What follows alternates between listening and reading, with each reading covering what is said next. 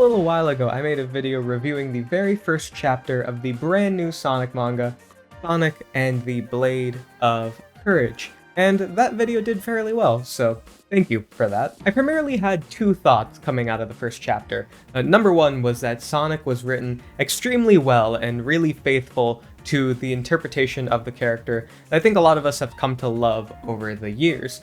And the other one is that the actual story is kinda hit or miss. If anything, it's a bit basic. However, with the release of Chapter 2 of Sonic and the Blade of Courage, things are starting to shake up a little bit, and it's actually looking very, very promising. So just like last time, I'm going to be going over the entire chapter and giving my thoughts on each section as they come up. Once again, just a reminder that these are not official translations, these are fan translations, and while that doesn't mean that they are inaccurate, it means that when the official translation does come out, there might be some little discrepancies between the two. And again, if you want to see more cool stuff coming out of the Japanese side of Sonic, please do support the series if you can.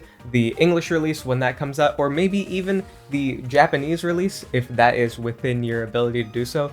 Giving this series support is how we get more of this, and I really do want more of this because it's pretty good so far. With all that said, let's just jump straight into the second chapter of Sonic and the Blade of Courage. And this chapter picks up right where the first left off, with Sonic asking Yuta, the boy who wields the infamous Blade of Courage, to help him save the world. Sonic goes on to explain that there is an evil scientist who plans on crystallizing all of humanity, and the only way to stop him is with the Blade of Courage. I gotta say, I really like how Sonic draws this little diagram here. I think it's just like kind of cute, kind of charming, and feels within his character to do so. Yuta just straight up doesn't believe Sonic. He also doesn't really believe that his use of the Blade of Courage in the first chapter was really what helped them during the train situation. He assumes it's just a coincidence, which this might just be like a nitpick of mine or something, but I just really don't see why Yuta wouldn't trust Sonic at this point, considering he has like saved his life a couple times now at least, and has shown to be very reliable. I know that it's like kind of just a trope that like this character shows up, says something far-fetched, the other character's like, no way, and then it happens. But it just feels a bit, I don't know, weird to me that Yuta doesn't have more trust in Sonic at this point, since Sonic has, again, done so much for him. But like I said, I guess this trope happens a lot, and this manga, if anything, is nothing but tropes. Anyways, after some city racing shenanigans, Sonic takes Yuta to school, where everyone is praising him for being the hero of the train robbery incident. Even Yuta's bully from the first chapter stands up for him and says that he is now Sonic and Yuta's underling, or understudy, I guess. Shortly after, the TV starts playing a breaking news announcement of people being turned into crystals, wouldn't you believe it? And a mysterious figure at the scene of the crime, and without a moment's notice, said mysterious figure busts open the walls of the classroom because it is a giant Eggman robot. It has what they call like an idol or a statue thing in the center of its core, and interestingly, it looks a lot like the Egg Emperor from Sonic Heroes. I'm not sure if that was like intentional or not, or if they're just like drawing a parallel, but I thought that was a neat little touch. These black tendrils shoot out from the idol inside of the robot, and anyone that it touches turns them into crystals.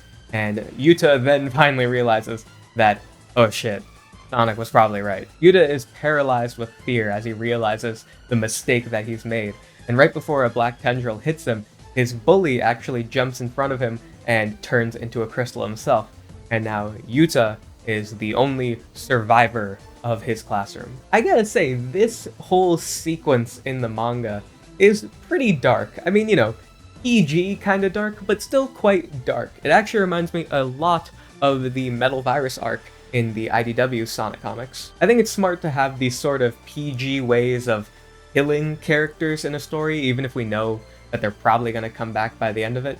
It's nice because it actually allows for some stakes to happen in the story, and the crystallization process is still pretty horrifying and kind of messed up looking, where you really feel it even if they're not technically dead. And especially in comparison to the first chapter, where you just have this random dude who's evil for the sake of it, and a lot of the plot kind of felt like and now this happens, and now this happens.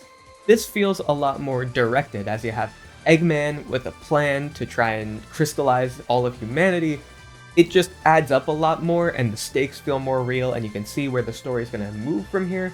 And I think that's really important, since we are going to be getting a lot more of this manga coming very, very soon. Anyways, back to the story. Yuta is about to be hit by another black tendril when, of course, Sonic the Hedgehog shows up and starts to attack the robot. However, the shields of the robot are far too strong for a normal Sonic spin dash to break through them, and in the meanwhile, Yuta is crying over having failed his friends and is lamenting the fact that he was simply too scared to act. Sonic then lends Yuta a hand and says, "You're right, this will be tough for you. But what about us?" We get this really cool line from Sonic where he says, "Your hands shake, I'll hold them. Your legs shake, I'll run in front of you. You've got me, I've got you. What more do you need?" That then gives Yuta the boost he needs to activate the Blade of Courage, flashing the tentacles and causing them to slow down and stop. While in the meantime, Sonic charges up a spin attack, which breaks through the robot's shield and defeats it. This is another really fun, really cool little segment of Sonic giving Yuta a pep talk and being able to use the Blade of Courage while Sonic charges up a big special move. It's grand, it's fun, it's neat. It is very, very, very, very reminiscent of the first chapter, where almost this exact same thing happens. The core message of it is a little bit different, whereas in the first chapter, when this segment happened with Sonic giving Yuta the pep talk, it was more about how Yuta has the courage to use the blade. But in this one, it's more about their teamwork and about how Yuta shouldn't be scared, because as long as Sonic and Yuta work together, they can do anything. However, the overall format is basically the same. Yuta is scared, Sonic gives him a pep talk, Yuta's not scared anymore, Yuta and Sonic save the day. It makes me a bit worried that they're going to fall into this formula of having the Sonic pep talk moment in every chapter of this series, which I think would get old really quickly. Even now, I'm starting to feel it be a little bit like, okay, we're doing this again. And obviously it's a kid's manga, and obviously you want to have moments like this, but finding some sort of way to shake it up and not feel literally exactly the same, I think is important for the next chapters moving forward. I will give them credit though. I think it's really neat how the Blade of Courage acts as this blade of light that slows things down, and keeping that consistent with the last chapter where it managed to slow down the train. Now it's slowing down these black tendrils. I think that's a really interesting power to pair with Sonic, who is the fastest thing alive. You have the fastest thing alive, and then this magic blade that can make things slow. It's like, there's a lot of interesting stuff you can do with that. I'm really excited to see how that continues on in the series. Anyways, after the robot is defeated, Sonic tries to grab the idol from the center of it, which was causing the black tendrils, but actually a smaller robot from within the larger machine flies away with it, and it manages to escape. Sonic and Yuta then organize the crystal bodies of Yuta's classmates, and Yuta resolves to help Sonic on his journey to stop Eggman and figure out how to save his classmate. And that was the end of Chapter 2 of Sonic and the Blade of Courage. A much shorter chapter, a pretty straightforward chapter, but I think a much better chapter, actually. While it is still a bit tropey, I am enjoying seeing how the story is starting to take shape. Introducing Eggman as a character is always fun, and it's going to be exciting to see what other characters show up in the story. And generally, I'm just very excited to see how this continues. Whereas Chapter 1 left me off with like, okay, what's gonna happen next? I feel like this chapter made me feel like, oh, I can kind of see what's going to happen next, and I'm excited about it. There was also a lot of really silly humor and like kind of dumb jokes in the first chapter that felt a little bit out of place, a little just too tongue-in-cheek. Whereas this one was a lot more serious, a lot more grounded. Obviously, there was much more sinister things going on in this chapter.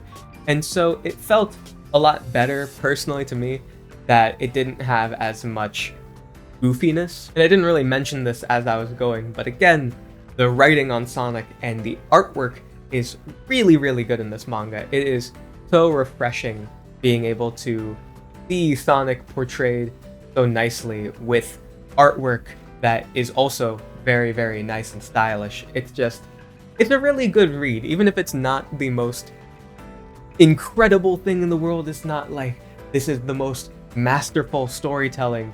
It's just a fun, nice time, and it's like a little treat to, have one of these new chapters released. Where the story is going to go from here is really interesting because now we have Yuta officially joining Sonic on his journey to save the world, and that could take them a lot of different places. Obviously, these first two chapters have stayed within Yuta's home city, and you're getting, the urban life setting. But perhaps we can see them go to more tropical locations or more exotic locations, more in nature, rather than being stuck to urban life. Or maybe they're just gonna go from city to city and track down Eggman. Who knows? It really could go a lot of different places. But I'm excited at the prospect of them leaving this area, leaving this town, and really expanding the world. But let me know what you guys think is going to happen next in Sonic and the Blade of Courage. And in general, let me know what you thought about this newest chapter. Did you love it? Were there things that you didn't love about it? Please do let me know in the comments down below. And yeah, once again, thank you guys for watching today's video. If you enjoyed it, click like button, subscribe if you want to see more videos like this, because of course, we're going to do a new video on every new chapter of this manga series until it hits its end, which I believe is like roughly 5 chapters total. So, we have a bit to go. And yeah, thank you so much for watching. I'll see you all later. Peace.